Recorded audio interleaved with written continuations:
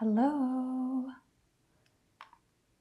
I am trying out some new software, so a part of this is for me to better understand how all of this works, as well as answer your questions. I'm scheduled to get started at 11, so yeah, we'll see who pops up, if anyone pops up.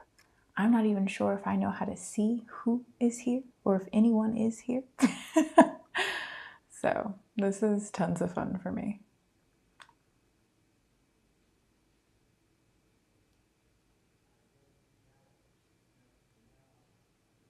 Okay, it looks like we have one person who has arrived. If you can hear me and you wouldn't mind doing so, can you drop something in the comment? Wonderful. How to increase egg quality. Just come in with the questions. All right, we'll see if we can get to that one. I can promise you we will get to that one because it's actually something that a lot of people asked already. It seems to be a big one. Maybe I'll do an entire video on that as well. But yeah, thank you for dropping that in the comments. All right, so this is a Q&A, but it's also an opportunity for me to play with some new software. So I am going to be doing that. I'm going to be trying out a few things because that is a part of why I'm doing this, to better understand how these sorts of things work. Thank you, got a thumbs up. Awesome, I wish I could see who it came from. Again, still working out this new software. So if you're not familiar with who I am, my name is Kendra Tolbert and I'm a registered dietitian and yoga teacher, and I specialize in women's health and fertility. And today is a Q&A. So I gathered questions from quite a few of you. Some of the questions came from a Q&A request that I had made previously, because we were going to be doing a very specific video and people just kind of shared everything they wanted to know about. So I wanted to answer those questions. Hi there. I've got to tell people this because this is the second time I've been called doctor today. I appreciate it, but I'm not a doctor. I'm a registered dietitian and yoga teacher. So different type of healthcare provider, supporter of sorts. All right. So yeah, but I do have a master's degree in nutrition and public health and a bachelor's of science in nutritional sciences. So I am well qualified to talk about nutrition, but I am not a medical doctor. Okay. All right, so let's get into the very first question. Again, remember, a big part of this is for me to try out the software. So let's see how this goes. Okay, so our first question. I've been experiencing long bleeding as well as missed periods due to weight gain. My OBGYN recommends that I lose weight. My question is, how? Are there any suggestions or dietary restrictions you can recommend? So first, I just want to acknowledge that long periods and then missed periods do not sound pleasant. And you did the right thing by turning to your provider for assistance. Unfortunately, I wouldn't say that your provider gave you the best advice, because weight gain is sometimes a symptom of other conditions, but in and of itself, it isn't something that I think we should be focusing on nearly as much as we do. So weight gain can be caused by things like hypothyroidism, which can also then lead to irregular menstrual cycles. Weight gain can also be caused by things like insulin resistance, which is incredibly common in PCOS, which is accompanied by irregular menstrual cycles. So if you are experiencing irregular menstrual cycles and weight gain at the same time, I think it is a disservice to you for your provider to tell you just to focus in on your weight instead of digging a bit deeper to see if there's a reason that you're experiencing both of those. And then that needs to be addressed. That underlying driver for both of those needs to be addressed. Not to mention weight, really the science behind how it impacts our health is not as clear-cut as I think we're often led to believe. I am not the person to ask this because I don't believe in dietary restriction and I don't provide weight loss guidance, counseling, or advice on my channel or in my one-on-one practice. And I don't do that because of what I said earlier about weight not being the end-all be-all of health. and the science not being as clear-cut as people like to present it as, but also because I don't know who's watching my channel. And I would never want to put someone who is already at risk for developing an eating disorder at a higher risk by focusing on something that can trigger them in some way.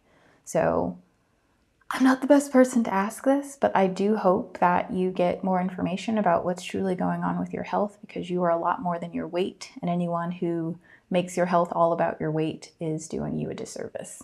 Okay. Next question. I have recovered from an eating disorder, but I have bad habits when it comes to exercise and eating still. What do you suggest to help get on the right track with eating and exercise for conception? So remember what I just said about why I don't offer weight loss advice, why I don't talk about weight loss? This person has had a history of disordered eating. Consider if someone is experiencing an eating disorder or has had a history of an eating disorder, and I come on and I talk about weight. I have possibly put them back in harm's way, and I refuse to do that. So now on to this question. I'm not exactly sure what this commenter meant by bad habits. I would have to understand more. But what I can say is I think the important place to begin when someone has a history of eating disorders or disordered eating is to work through what drove the eating disorder. It's usually not about food. There's often a mental health component to it. And so I think it's important to address that, the sense of control that someone might be seeking, the way that sometimes people will manage anxiety through managing or micromanaging exercise and food choices. Those sorts of things I think are important to address. It's not just about the habits, it's about what's driving the habits. So I would recommend that this person consider speaking with a mental health therapist to make sure that they are really taking good care of their mental health and their well-being, and that when they are having any sort of feelings that perhaps they'd like to turn back to behaviors that don't ultimately serve them, they have tools and a person to turn to help them get on track. So the other thing is, when it comes to eating and exercise for conception, I think the most important thing to focus in on is making sure that you feel safe. And the way that you feel safe or let your body know that it is safe is by eating enough, by eating a variety of foods, and by eating foods that you enjoy. When you're not eating enough, your body doesn't feel safe. When you are over-exercising, your body doesn't feel safe. So that's where I would start when it comes to having a history of disordered eating and eating and exercise for fertility. I would focus on keeping your body feeling safe, making sure that you have a community to turn to help you to stay on the path that you know ultimately supports your overall well-being, and a therapist if that's accessible and available to you and feels like the right move for you. But yeah, eat enough, don't over-exercise, manage whatever drives that desire to micromanage your body for whatever reason. Yeah. Again, this is why I do not recommend talking about weight loss. It's why I do not talk about weight loss on my channel, because I am very mindful of how common eating disorders are. If I'm tracking my ovulation and BBT, why is it I'm still struggling to conceive? We had a few variations of this sort of question, and it's one of those things where I would have to ask more questions to really understand what might be going on here. The first thing that comes to mind is it's not just about you. You telling me that you are tracking ovulation and your basal body temperature doesn't tell me anything about your partner's semen quality, your partner's anatomy, your partner's health. So all the best timing in the world on your part, if something's going on with your partner, it doesn't matter what you do. You can't overcome what is outside of you and outside of your control. So I would recommend, if you haven't already, making sure that your partner has had a full workup to see if there's anything that may be going on with them that needs to be addressed. Again, it's not all on you. Tracking ovulation. I also don't know how this person is tracking ovulation, what tools they're using. So if they're using ovulation predictor kits and they're assuming that because they have the LH surge that they are ovulating, we can't really make that assumption just from an LH surge. We can assume that our body is preparing to ovulate, but that's not the same thing as your body is ovulating or it will ovulate, just that it's giving you signs that it's preparing to. If this person is using basal body temperature to try to predict ovulation, that's definitely an issue that I see a lot of people experiencing, where they are waiting until their temp shift thinking, that lets me know that I have ovulated, and then they have intercourse and an attempt to conceive. But by then, you've actually missed your fertile window because you need to have sex before ovulation, or that's when you're most likely to conceive, is before ovulation, like days before, 3 days before, 2 days before, 1 day before, the day of. That's when you're most likely to conceive from intercourse. There are other days, but those are the days when you're most likely to conceive from having intercourse. So I don't know how this person is tracking, if they're using an app that is predictive and that is based on what happened in previous cycles, and then it's predicting when ovulation is going to occur in the future. That really isn't the best way to figure that out either, because each cycle has the potential to be different. So just because you typically ovulate on day 14, 15, whatever day it might be for you, doesn't mean you will always ovulate on those days. So I can't answer this question, why it is you're struggling to conceive, because there are a lot of variables here.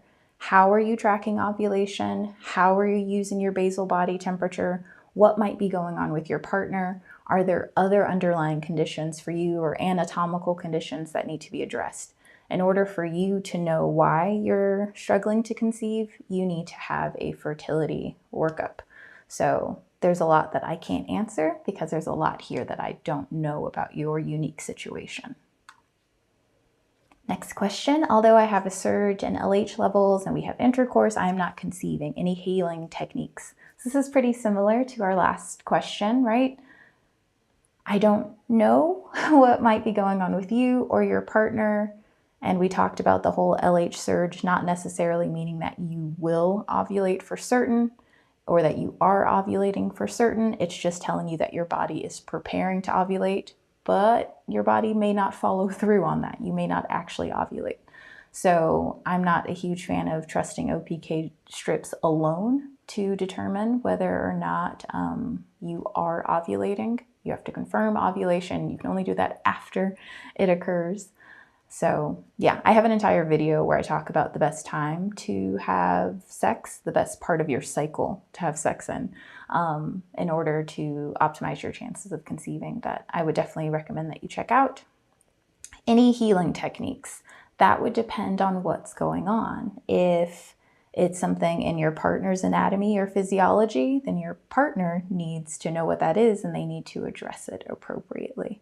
If it's something going on in your anatomy and physiology, then we would need to know what it is in order to make specific recommendations. Now, the foundational things are going to be beneficial no matter what it turns out to be, right? It's going to be helpful to manage your stress. It's going to be helpful to sleep well. It's going to be helpful to eat like a nutrient-dense diet that is also one that is pleasurable and accessible to you. Those things are going to be helpful regardless of whatever the underlying concern might be, but you need to know why to know what to do. So you have to do a bit more digging.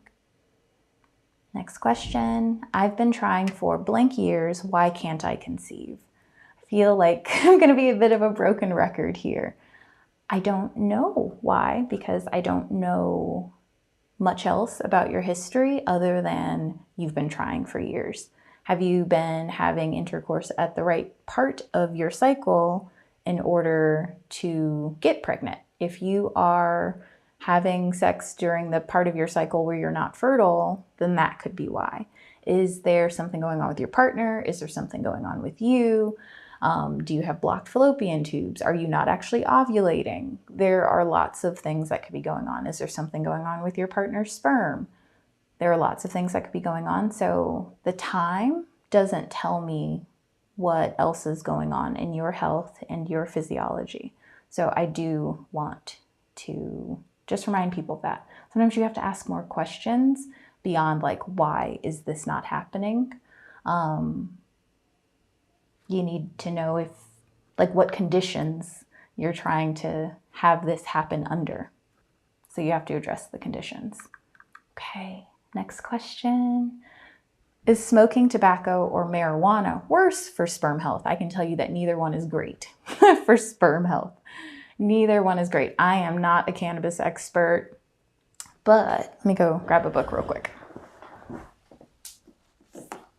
Okay, Fueling Male Fertility. This is written by Lauren Maneker. She is a colleague of mine, and she's a registered dietitian, and she did this great book that looks at nutrition and sperm health, but it also includes other lifestyle aspects. And so she has this entire section.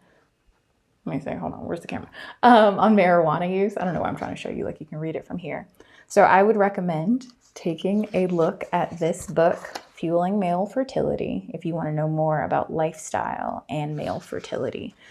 But essentially, she says the research is mixed to negative when it comes to, well, mixed being that it seems that in some of the research, it seems like maybe cannabis doesn't cause an issue, but in a lot of the other research, it shows that marijuana can have a negative impact on sperm health. So I don't know if we need to decide which one is worse. Neither one is beneficial, and I would recommend getting assistance, quitting both if you are actively trying to conceive or your partner is actively trying to conceive. So, next question. And I'll get to the questions in the comments after I get through these, but I definitely see your questions and I will get to those. Okay, I've heard the supplements to take for PCOS are myo-inositol and NAC, N-acetylcysteine.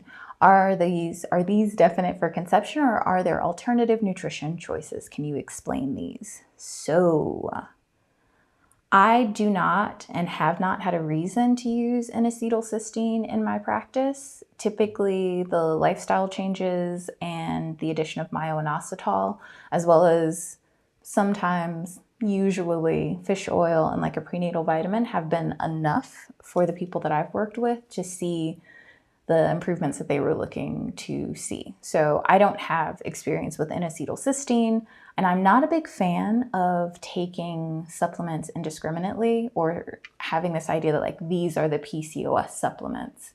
Each person is unique.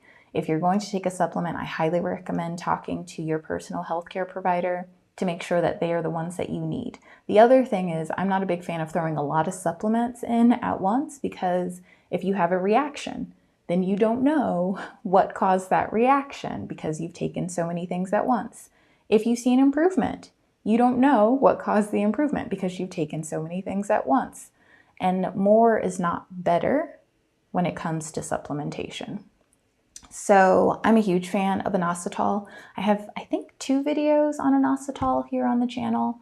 So if you are looking to learn more about inositol, I would definitely take a look around my channel for more information about that, but it is a supplement that I use with most of the people that work with me who have PCOS. I'm a big fan. Next one, how do you increase AMH levels through diet?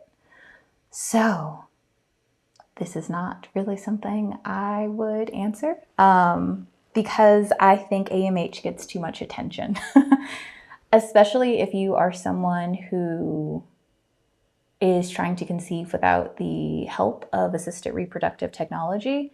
AMH tells us nothing about natural conception. Couldn't get that out. Natural conception or conception without the assistance of assisted reproductive technology. It doesn't tell us about quality. It doesn't tell us about the likelihood of conceiving. It doesn't, like, it's not predictive of your fertility and what your fertility will look like or does look like, it doesn't tell us much. And so I wouldn't get too focused in on that particular number. I wouldn't think I need to fix this number. If it is lower than you expected it to be, please know that people conceive without ART with low AMH all the time.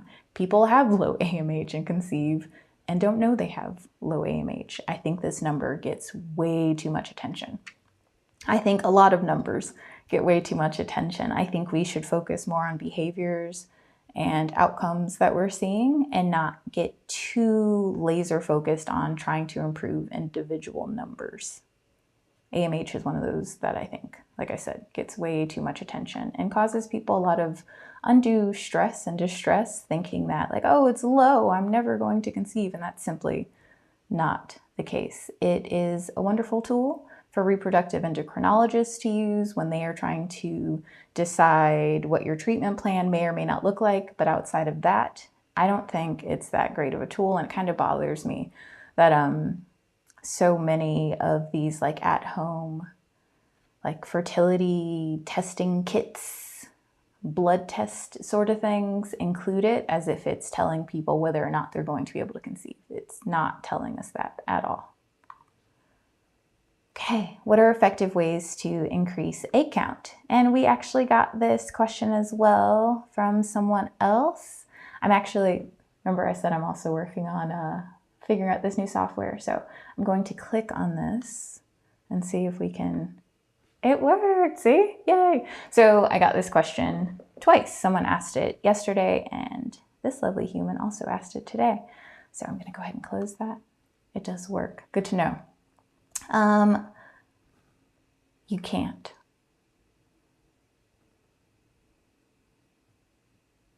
Yeah. It's not a number that can be increased. It's not something that can be increased. Yeah. You can make the most of what's available to you though. So if you have a lower number, you can focus on the rest of the aspects of your fertility and egg quality. I wouldn't get too hung up on trying to, not just that I wouldn't get too hung up on it, it's like we literally don't yet have a way to do that I'm aware of. I always want to throw that in there because there's no way I know everything. Anyone who pretends is a liar. Okay, how do you improve egg quality? This worked out beautifully. So you improve egg quality by supporting the things that benefit the rest of your health, essentially. There are specific supplements that can be helpful. CoQ10 is one that I will often recommend to those who are trying to conceive and over the age of 30 because it has the potential to support egg quality. The other thing is I would really focus in on like a high antioxidant diet, so eating lots of herbs and spices, which also make food taste really good. I would focus on stress management and sleeping well, the unsexy stuff. The stuff that's foundational is where I would focus my attention when it comes to improving egg quality. Yoga, meditation, anything that helps you feel grounded, anything that slows your breathing or helps you feel more in tune with your breathing. Those are the things that I would focus in on when thinking about improving egg quality. How do you improve egg quality with PCOS? What I said earlier. Additionally, you want to understand what are your underlying drivers within PCOS or when you have PCOS. So egg quality is negatively impacted in people with PCOS by things like insulin resistance, inflammation, and high androgen levels. So you want to address those things. So you want to address insulin sensitivity issues, and you do that by things like managing your sleep and your stress. I'm telling you, it all goes back to the foundational things. If appropriate, taking something like myo-inositol, going for walks after meals, making sure that you are eating any sort of carb-rich foods with protein, fat, and fiber. That's what you do. You focus on the things that can have a negative impact on egg quality that are unique to people with PCOS, and you also focus on the things that are true for all humans who have eggs. The other thing with PCOS, so I focused a lot on the insulin resistance piece, which can also help with the high androgens and the inflammation. So for a lot of people with PCOS, when they focus in on improving their insulin sensitivity, all of their other symptoms also improve because that one tends to drive so many of the other issues and concerns. So I would really focus in on improving insulin sensitivity. That's where I would start. Yeah. Trying to think if there's anything else I would add to that. Now, when I say focus in on improving insulin sensitivity, that does not mean cutting out carbs, cutting out sugar, and just going way too low carb. That's not at all what I mean. It's the other things that I said earlier, because I know the internet can make it feel like you have to go to extremes and that it's all about what you have to cut out in order to maintain your health with PCOS, and that's not true. I have at least 2 videos on insulin sensitivity, and I think 1 video on carbohydrates and PCOS that you can look into to see the truth about carbohydrates and insulin sensitivity for people with PCOS. How do you cure menstrual irregularity? This one kind of is reminiscent. The answer I'm going to give is reminiscent of a lot of the answers I gave in the beginning of this video. You have to know what's going on and why in order to know what to address. I rarely use the word cure or reverse around here because chronic conditions are chronic. Menstrual irregularity can be caused by a lot of different things, and depending on what's causing it, that is what will determine how you address it. So is the menstrual irregularity caused by hypothalamic amenorrhea, in which case someone just would not have a period? That's going to be addressed very differently than if someone has PCOS or if someone has hypothyroidism. So first you need to figure out why your menstrual cycle is irregular, and then you address the why. I hope that helps. Okay. Is there a specific diet for PCOS? Foods to avoid with PCOS. There is not a PCOS diet. There simply is not one that is like the universal truth and end all be all for people with PCOS. Foods to avoid with PCOS, foods that you know you personally have a sensitivity or allergy to. Not everyone with PCOS needs to avoid dairy, gluten, soy, carbs, sugar. I don't know how/why that became the thing that people decided was true for PCOS, because that's not what the research says. But if you personally have a sensitivity to dairy, gluten, soy, then of course you would want to avoid those things, but that's because that's unique to you and your health and your body. It's not because you have PCOS. There are no foods that all people with PCOS need to avoid. Is there a specific diet for endometriosis? Foods to avoid with endo. Same thing that I answered for the PCOS question. There is not a endo diet, and there are not foods that all people with endometriosis need to avoid. It's about what's going on with your body uniquely. Do you notice a specific food seems to make your symptoms worse? Do you notice that you just have a sensitivity to foods? Like, you don't need a medical condition to have a sensitivity to certain foods. But no, those lists that you see on Instagram and Pinterest, or even here on YouTube, where it's like, you need to avoid this food if you have this condition, I don't even know where they got those foods. I honestly think people are just making stuff up and then parroting each other. And I can tell you that that is the case in some cases. So I used to be a ghostwriter and reviewer for a very popular wellness blog. And as a reviewer, I would often have to go back and take a look at things that were written in the past. And I would click on the links that they would use to like substantiate their claims. And so often it would take me to someone else's blog post. And then I would click on that blog post and they would have like the links that they were using as references and citations. And it would take me to another blog post. And I was like, so y'all are just copying each other's blog posts. That's not cool.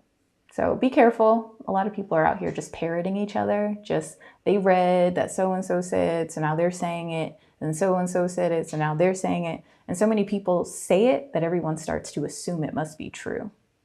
And it's not necessarily true. Can you cycle sync with certain foods?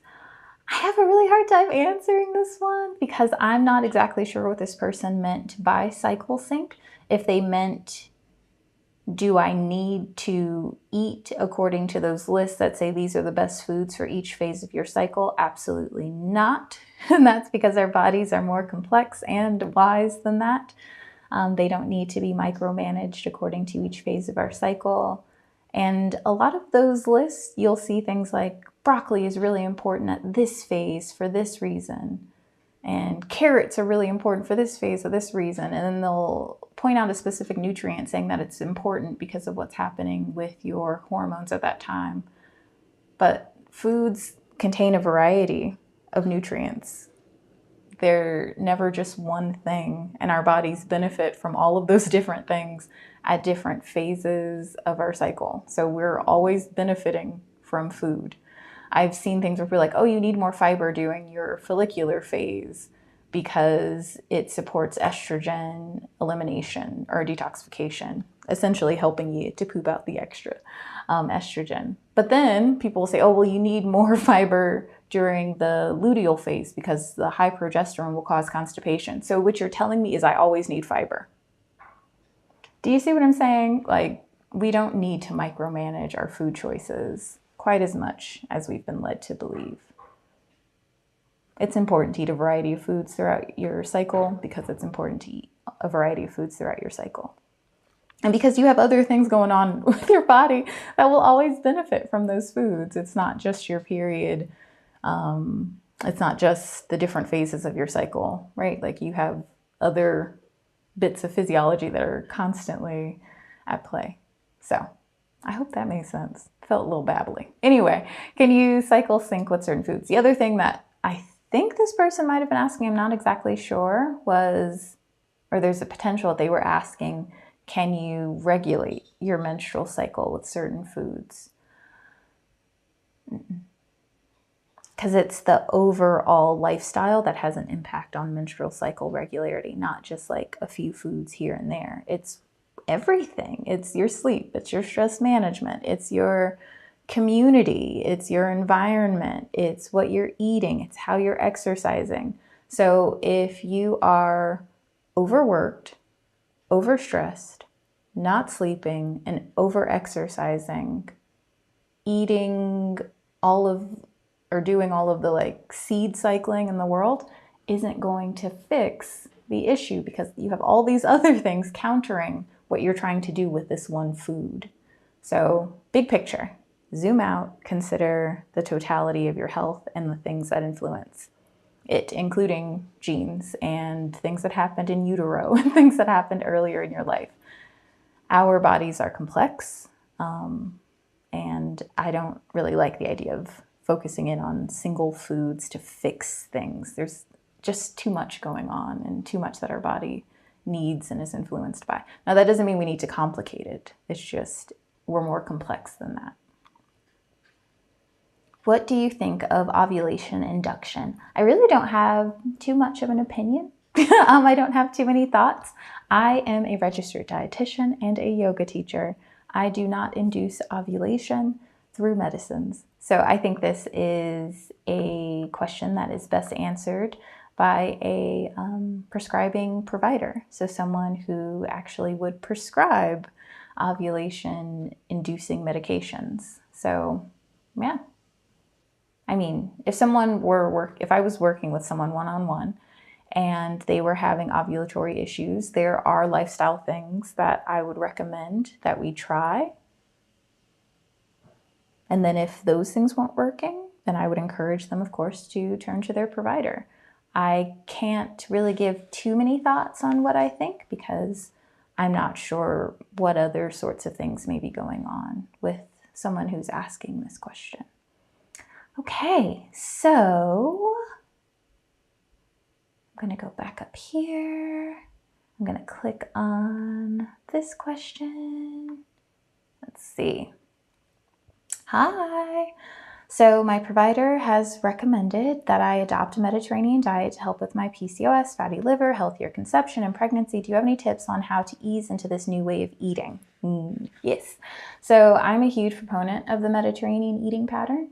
The thing is, I don't think of it as adopting a whole new way of eating because I don't think it means you have to eat according to the recipes of those who live along the Mediterranean Sea. And I feel like that's often how it's presented. It's like eating the Mediterranean diet means eating Italian food all day. That's not necessarily what it means. When researchers get a Mediterranean diet score for someone, they ask them the most basic: eat fruit. How many days a week do you eat vegetables?